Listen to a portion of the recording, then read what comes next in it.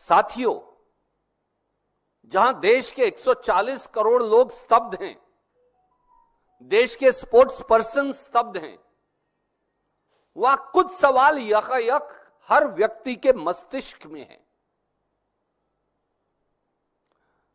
आप मुझे बताइए कि एक ऐसा स्पोर्ट्स पर्सन विनेश फोगाट जैसा, जो तीसरी बार ओलंपिक में हिस्सा ले रहा हो, 2016, 2020 और अब की बार 2024, समकालीन इतिहास में कभी ऐसा नहीं हुआ कि ऐसे स्पोर्ट्स विमेन को या मेन को केवल 100 ग्राम वेट अधिक होने के आधार पर डिस्क्वालीफाई कर दिया गया हो। आज तक ये कभी नहीं हुआ। वो पहली बार नहीं गई हिंदुस्तान की बेटी, वो तीसरी बार ओलंपिक में हिंदुस्तान का झंडा लेकर गई थी।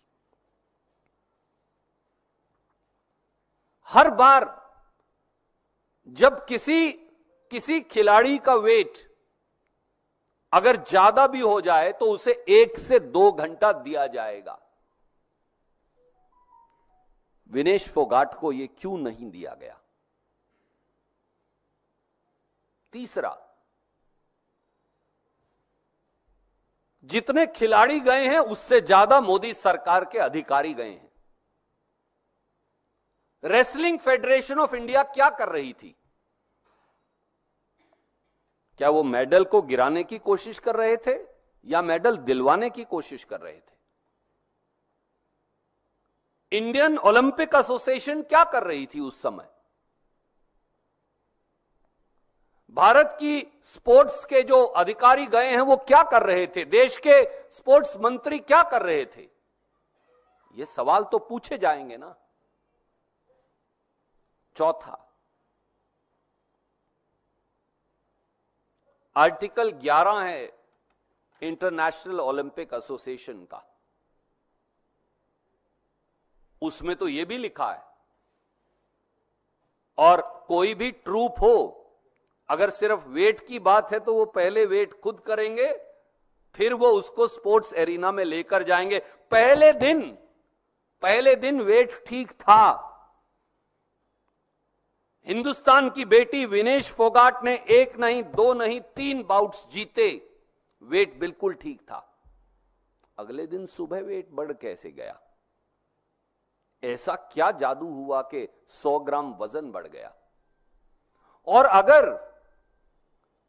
अगर भारत की स्पोर्ट्स अथॉरिटीज के लोग जो साथ गए हैं सरकारी खर्चे पर स्पोर्ट्स के खिलाड़ियों से भी ज्यादा संख्या में, अगर वो इस मामले में मुस्तैद होते तो रूल तो बिल्कुल साफ कहता है कि अगर कोई खिलाड़ी चाहे तो अपने आप को इंजर्ड घोषित कर सकता है, वो अगले दिन जाए ही ना तो एग्जिस्टिंग मेडल तो मिल ही जाएगा। तो हिंदुस्तान को तो सिल्वर मेडल रेसलिंग में फिर भी मिल जाता। अगर विनेश फोगाट को वो लेकर ही ना जाते तो फिर दिक्कत क्या थी? क्या दिक्कत विनेश फोगाट के मेडल से तो नहीं थी? यह सवाल अपने आप पूछा जाएगा, क्योंकि आंदोलन के समय साल 2023 में विनेश फोगाट को, बबीता फोगाट को और कई और पहलवान साथियों को यह कहा गया था कि उनका कैरियर खत्म कर दिया जाएगा। साथियों, देश इन सवालों का जवाब तो चाहता है, और देश ये जानना भी चाहता है कि कौन है वो जिससे विनेश फोगाट की जीत हजम नहीं हो रही थी? कौन है वो जिसने हिंदुस्तान की बेटी विनेश फोगाट की पीठ के अंदर छुरा घोंप दिया? कौन है जिसने बेजा ताकत का इस्तेमाल किया? और किसका चेहरा बचाने की कोशिश हो रही थी? और क्या विनेश फोगाट के मेडल से हमारे अपनों को तो दिक्कत नहीं थी? क्या इसी वजह से हर टीम का हम प्रोत्साहन करते हैं? हमारी हॉकी की टीम बेहतरीन खेली, हमें बड़ी खुशी हुई कि प्रधानमंत्री जी से लेकर स्पोर्ट्स मिनिस्टर तक हार के बावजूद हमारे साथी जब हॉकी के बेहतरीन प्रदर्शन कर वो गए तो उनको उन्होंने एनकरेजिंग ट्वीट किया, पर यह बेटी तो एक दिन में 7-7 3-3 बाउट जीतती है 7 घंटे में, और हिंदुस्तान की सरकार चुप रहती है।